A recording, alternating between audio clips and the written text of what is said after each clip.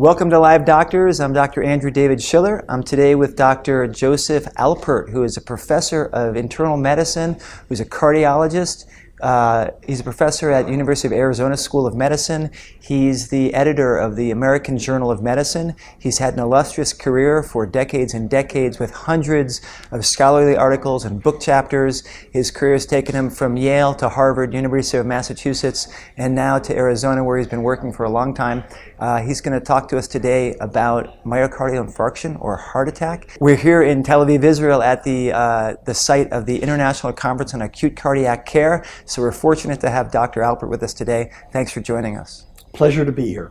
Why don't we start by telling our people who are watching at home what is myocardial infarction? Sure. Well, the lay term is a heart attack. And so what happens with myocardial infarction is, and this, by the way, can happen with any organ in the body, if you cut off the blood supply, it's just like cutting off the gasoline into your car motor. Suddenly, things stop working. So the area that no longer gets blood supply, doesn't get oxygen, doesn't get nutrients, doesn't get food, those cells die.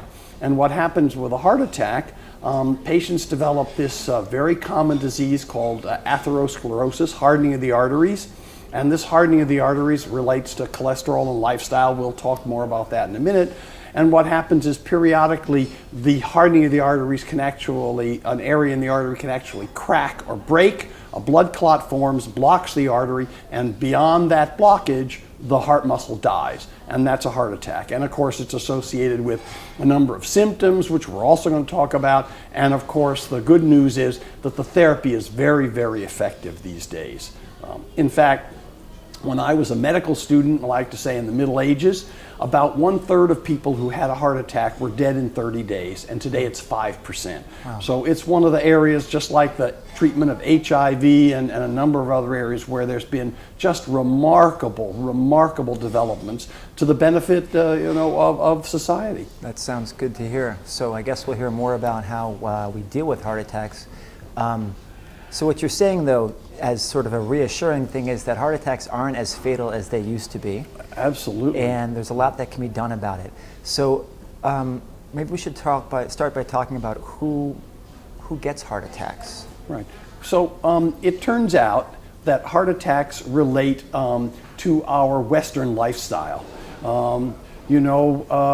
Our ancestors were very active. They had to be, right? They didn't have cars, they didn't have electricity, so everything they did to eat and not be eaten required a lot of energy. Well, you know what we do today. People are sitting around on couches eating potato chips, getting fat, not exercising. Cigarette smoking is a major risk factor for this disease.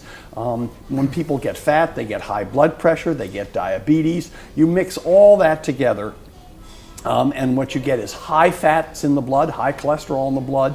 That leads to damage to the blood vessels, the hardening of the arteries process, and leads you down the road towards a heart attack.